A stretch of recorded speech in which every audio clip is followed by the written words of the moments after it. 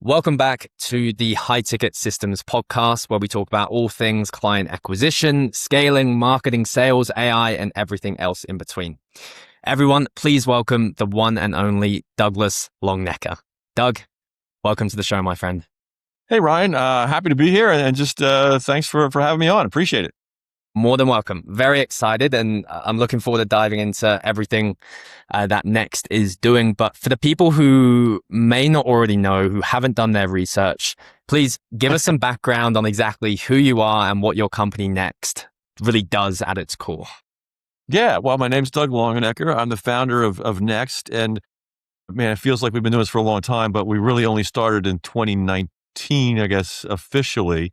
And it came about in terms of the business and what it is attempting to do and is achieving.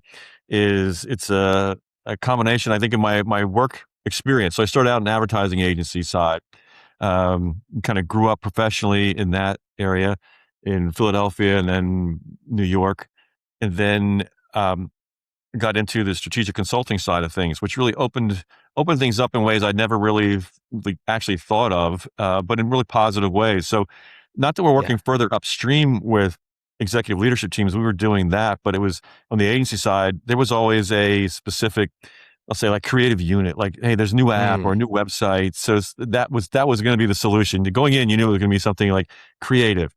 Yeah. With the strategic consultancy, now we're working with the leadership team on issues and concerns and challenges that impact the entire organization. So not that the solutions weren't creative, but they weren't that sort of more tangible sort of creative idea. And that at that time, also the larger consultancies were starting to get into the agency space, and vice versa. The agencies were trying to get into consulting space. And I thought, well, gee, why don't we? They come with a lot of baggage, and at that time they weren't working out as well. They've improved their approach a lot better. But at that time, I thought, why don't we just start from the ground up? Let's start from scratch, and we'll bring in former executive level marketers, agency strategists, and creatives, technologists in IT and AI, entrepreneurs, and really kind of bring them together as one right from the get-go, right from the jump. That started to work pretty well in terms of the initial conversations. Once we had a person or a company qualified, that initial conversation with those different perspectives and POVs in the room at the same time, trying to focus on just initial conversations and potential solutions, it resonated not only with us on the call, but also the person we were having the call with.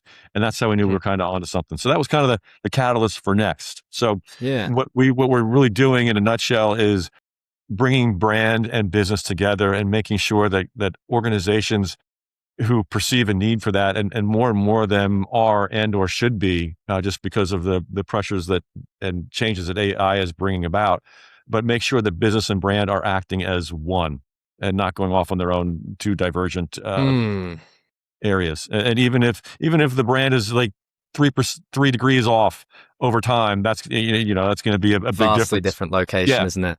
Can you give the audience some context behind sort of the idea that made you realize this was a gap? Like back before, when you were working with those big agencies, what did you learn, and I guess what made it so obvious to you that this was a direction you really saw yourself running with? Yeah, well, that's a great question. So, when I was working in New York, global agencies on global pieces of business, it was all about brand, brand.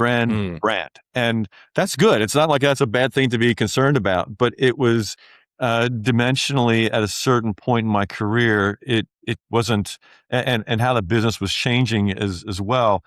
It didn't resonate that much with me anymore, and a lot of it just felt hollow. Why was that? How do you mean hollow?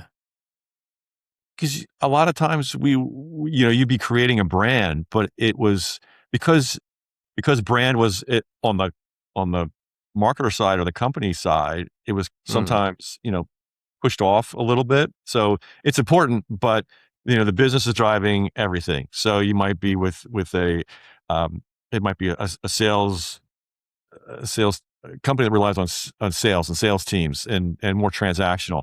And the brand is just kind of sitting there being that nice thing that's supposed to be the mirror or the extension of the business, but it wasn't really connected enough to the business. Mm. And and sometimes, brand teams at the company have different incentives in terms of, how their bonus structure is. So they might be tracking metrics and KPIs that get them what they need. And so you might have this like robust brand, but it's still disconnected from the business. Yeah. What would be an example of the major disconnect you've seen happen from the brand piece to actually how they service clients, customers? What's the main thing that kind of pops up? Yeah. So a couple things with that. So hopefully I can track this all the way through. Yeah, yeah. The when the brand is, I'll say, embedded with the business, that brand is almost used as a lever or a fulcrum across everything the business is doing. So it's not just brand and marketing communications external; it's internal. So it'll start internally, so that the company employees down to the rank and file understand why, the little cog that they might be in this big wheel, but the larger idea of what they're achieving together. That's where it kind of starts Hmm. for me. But then you start to extrapolate that out. So now you've got customer service slash customer experience. And how is that tracking to the brand versus the business? Is it just transactional? And the brand is talking about, hey, we're a relationship sort of type business, and we know that's important, and that's what they're talking about. So there's a disconnect there. Or if the employee experience isn't right, that's going to translate into a customer experience that doesn't work out right. And so you might have Hmm. an amazing customer experience, but it wasn't part of the program. It's the anomaly rather than the Yeah. norm. Um, and then Hmm. the other part of it might be like, what is the business going through? So if you look more recently to examples of maybe Jaguar and or Cracker Barrel, they as a business, they were getting to a stage where they have their solid customer base is not going to be enough as you project out in time, is not going to enough to keep the business going. So how do you bring in new customer, new segments, new demographics while retaining the old ones? And both situations, you had uh, kind of brand leading the way in terms of the external Hmm. visibility and understanding of where the brand was and then where the business was going. And it was a disconnect for the core the core customers that they had.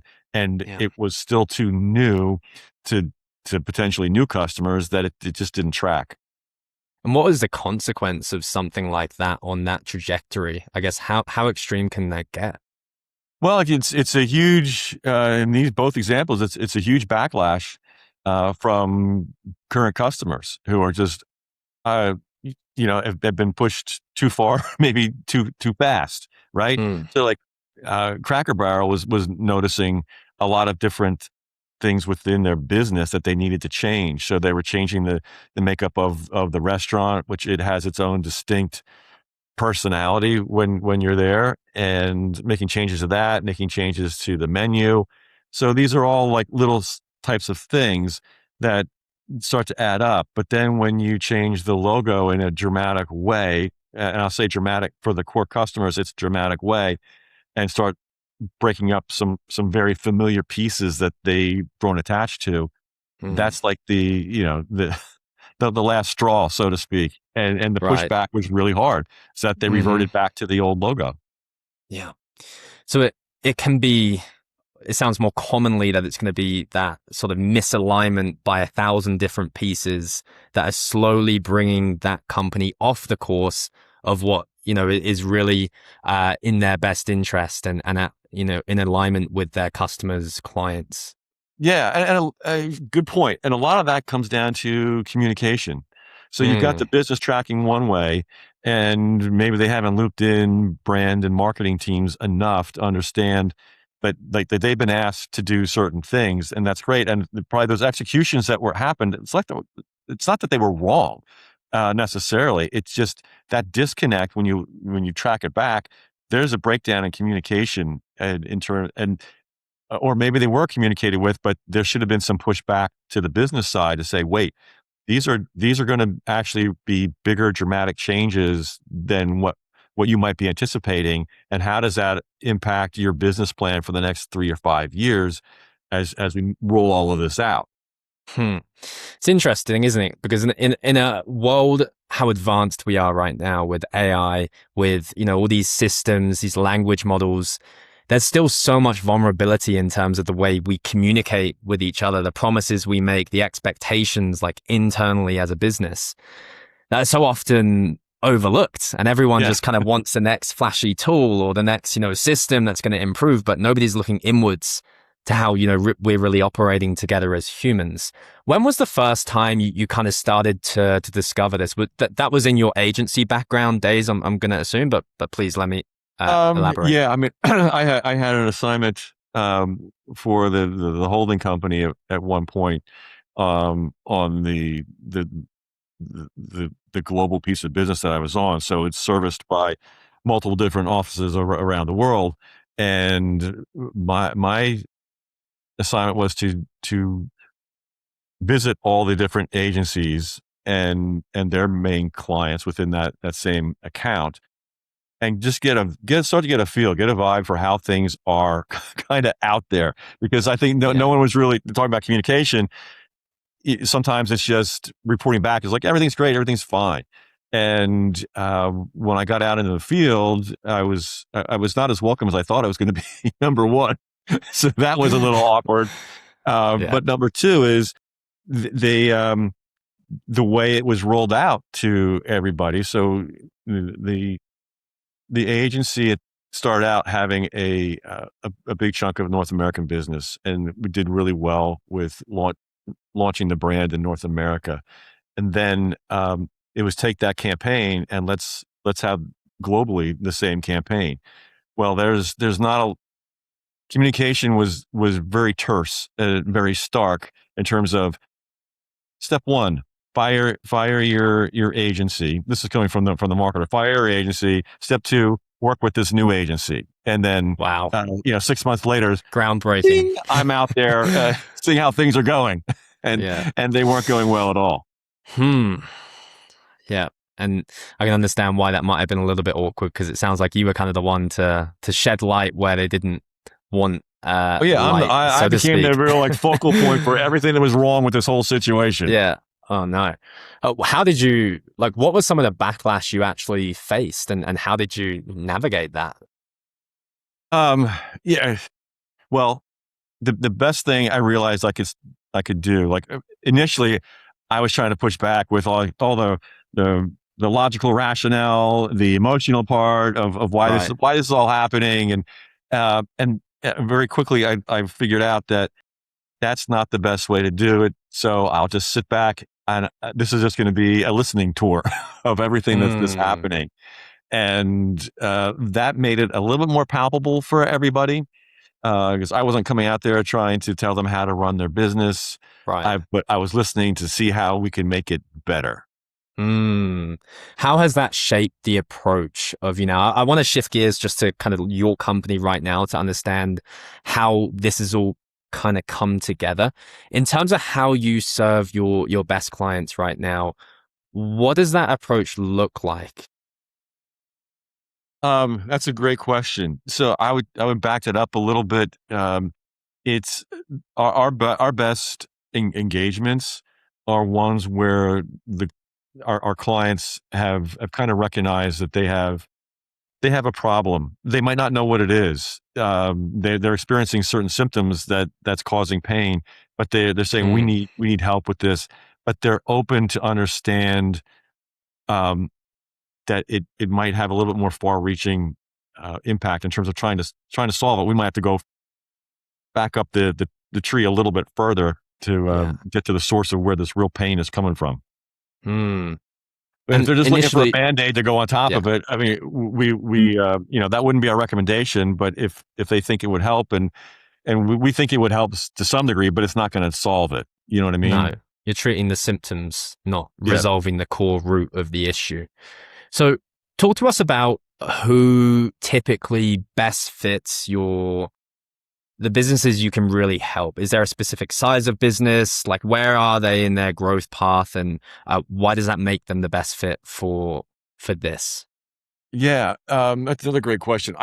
For us, it's in terms of size of company, it's mid-market Hmm. to large small businesses because they're the ones who are feeling the same types of pain, especially around AI and just the changes, all the changes that is bringing forth and presenting to companies to try and deal with. But they don't have the resources in terms of investment capabilities or even talent in house to deal with all those different changes that are going on. That enterprise level, has teams of people and a lot larger budgets to invest in certain areas to help get something fixed. But Yeah, from our perspective, it gives us a chance to really come in and like really where we shine is to be able to work with executive level uh, teams and help them sort through not only their kind of more narrow challenges, but also help them realize with others the impacts that the changes that we might be recommending that they make. There's also going to yeah. that's going to it's like just the ripples of a pool just keep going out and out. So you got to make sure that that's all covered with, and that kind of just Mm, comes back to communication in the end as well. yeah. Because I suppose it's a fine line, right? You're essentially poking holes in all the areas and the problems that they have. And at the same time, you're diagnosing like why these problems exist, doing your best to get to the root of it. But I can imagine there would be a certain profile or a certain way that could go wrong if, that they haven't come through the proper channels, or like, how have you best found you're able to maybe qualify prospects or qualify that people are really open to receiving this advice, getting into the weeds of it so you can actually do your best work? Yeah, that is going to show up on pretty much every initial consultation. Mm, You can tell pretty quickly. Um, because there's just even within that initial discussion, you can tell pretty early whether someone is willing to accept that maybe they're not doing everything right, and that's not, or maybe they're just not doing it's right, but it's not enough, or yeah. it's right, but what they're doing is right, but you could do something in addition to that. So it's not Hmm. always like you're telling them you're doing it wrong Right. because Yeah.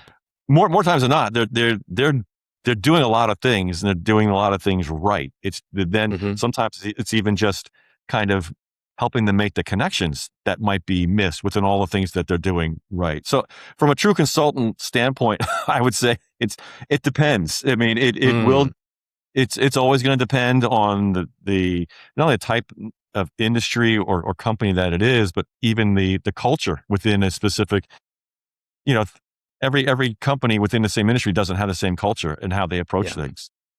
definitely. But I hope it's a generalization to kind of expect that people at that level of success are going to be open to maybe being a bit vulnerable for their own good, and realizing they have a problem and being fully open about fixing it. In terms of that process from going from realizing there's the problem, sort of diagnosing the extent of it, running the consultation. Um, how does your guys' pricing model work from there? Is it based on what specifically needs to be fixed? Do you work with clients for a certain length of time? How does that look? There's a good question. So in terms of like the length of time, that will vary a lot of times depending on Mm, the scope of what we're trying to achieve. Because sometimes it's a very narrow, more surgical sort of, hey, this is what needs to be fixed, and we can jump in and jump out. Other times it's a little bit broader, or even if it's narrow, it's not just set it and forget it. We want to be able to come back and check in. Like, so if it's mm, like, for example, if it's a sales and marketing alignment situation, a lot of times there's training involved with sales. And that's not just a once and done. That needs to be sort of a mm, repeated sort of effort. yeah. And then in pricing, it's very interesting. We've been trying to move more towards outcome based. rather than just Mm. hourly. But so, it's going to take X amount of hours to do, achieve everything that we've mapped out here. And, everything I've read, it's like, that's where the market is moving, but there's still a hesitancy, believe it or not, for I think most clients where we tried to do that, where that's still they're not that comfortable with it. And there's good because there's Mm. lots of variables, and Yeah. then it gets a little bit more intimate because if it might be determined on certain metrics. And Mm. now they've gotta be a little bit more forthcoming with information, and maybe they don't want to do that. Which objectively should be, the good, truthful, partnering approach. You should be forthcoming with that. It should be understanding what's going on both sides. And, I think that sort of meritocracy is an excellent way to structure things. We will do this for you, and this is the value of it. Let's agree on this being the price. Rather than, we're just going to work by the hours for a deliverable that God knows the value of. Does it really match up? What, if any, and ballpark is fine, that like common standard engagement, where does it typically land? I'm not sure I know exactly what you mean. Like in terms of when, let's use the example, I can imagine that disconnect between sales and marketing is something more common than not. Mm-hmm. Yeah. For a business who really needs that dialed in, typically for the outcome and what's required most commonly that you've experienced, where does that ballpark actually land in terms of what you charge to actually deliver um and and give them the outcome they're looking for? Like what's the value of that? I'm trying to understand. Well, that varies. I mean, I'll come back to it. It Yeah. depends. For example, sometimes it's a broad-based, say, we need to get everyone on the same page, and maybe Hmm. it's helping marketing and sales understand the roles and responsibilities of each. So it's not sales just complaining about, hey, these leads are getting are crap, Yeah. and that may or may not be the case. But it might be something also like they have a new product launch coming out. So now there's, in addition to the getting the sales and marketing on the same page, we're backing it up to say, okay, well, here's a go to market strategy, and part of that is more than likely going to involve some value chain work. So looking at Hmm. who they expect or think the target market is going to be at a I guess account based level and client level, but then also down to the roles of people who are actually buying. Yeah. And a lot of times it's remarkable. I don't, and not that I get surprised, but I think it's always interesting how a lot of times we find a different and newer, I shouldn't say newer, but new, and not to replace a target segment, but in addition to the normal channels they usually go, but find a new one that might need to be approached differently because it's out Hmm. it's out of the norm of where that company usually goes, or salespeople just have constantly overlooked some sort of specifier or buyer for whatever reason. But Yeah. now with this new product, it makes sense to attract to approach them, and they have no idea how to do that in an Hmm. effective way. So now there's training involved in as another level of that.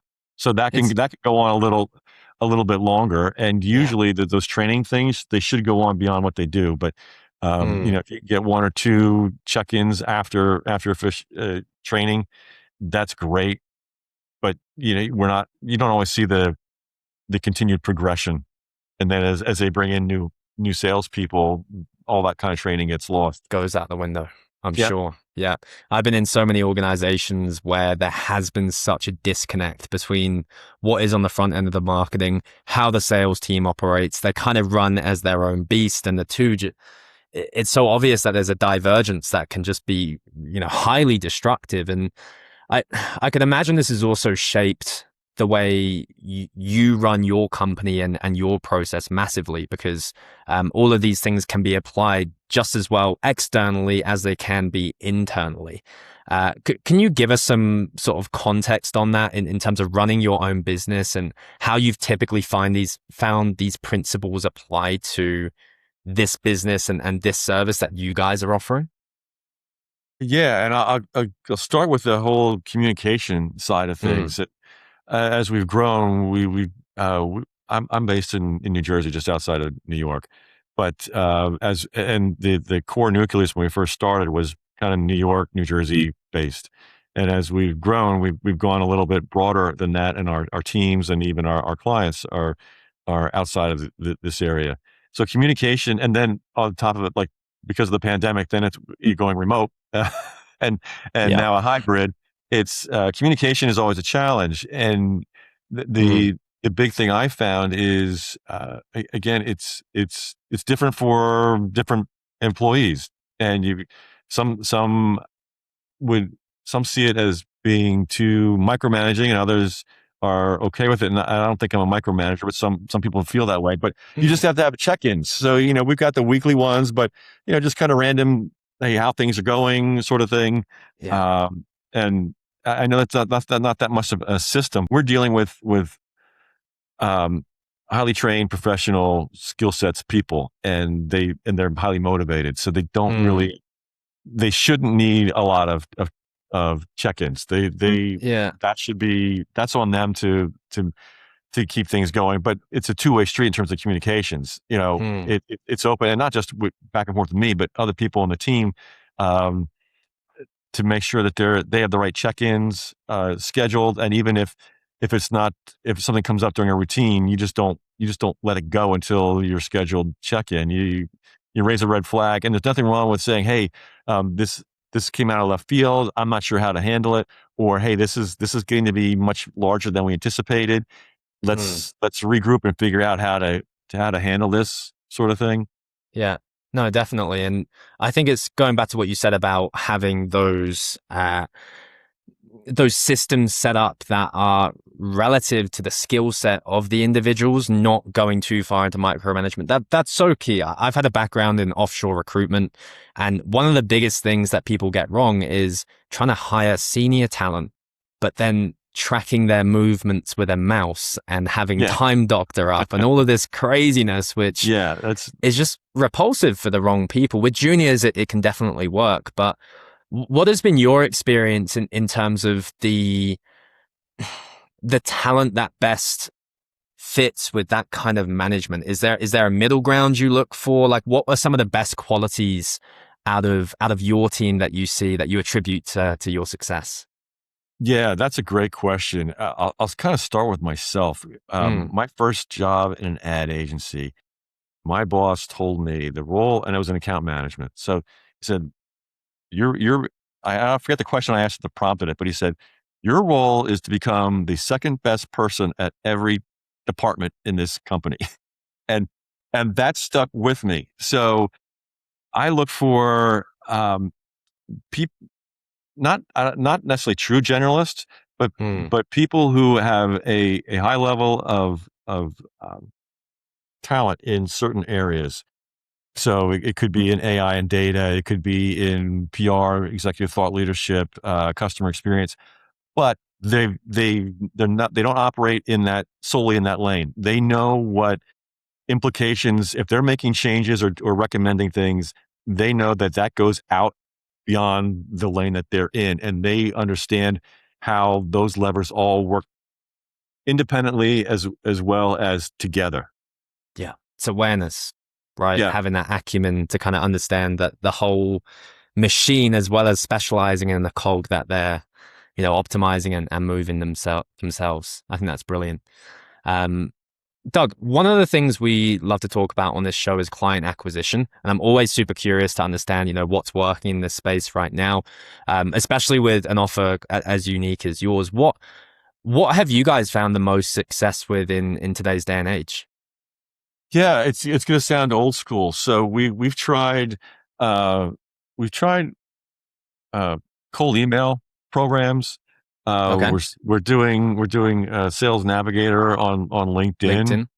LinkedIn. Um, both of so there's benefits to both of those programs, but not a lot in the conversion as of yet.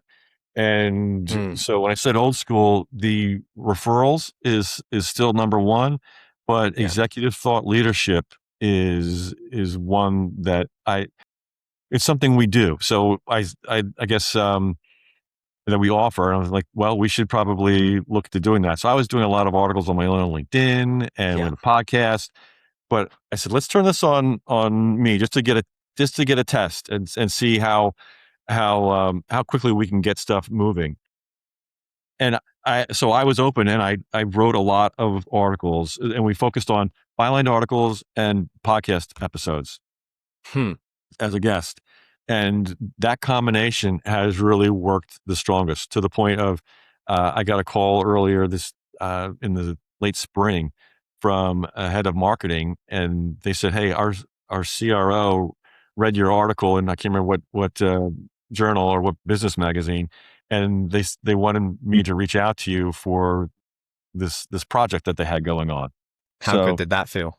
yeah, I was like, wow. That was that happened within less than 6 months of us starting that program. Hmm. It's not an overnight thing, is it? And I don't mean to, it feels like I'm making that up, but that's what actually happened. No, but 6 months is still, people hear 6 months and they think 6 months of doing all of that with no results. How could I ever? It's such a delayed sense of gratification, but like what was the temperament of that individual? Because from our experience, from what I've seen work in this business, it's about building, exactly as you said, that executive thought leadership, that sense of authority, that sense of trust. You get people deferring to you. How much of a difference was that versus, I don't know, maybe somebody who came in from cold email?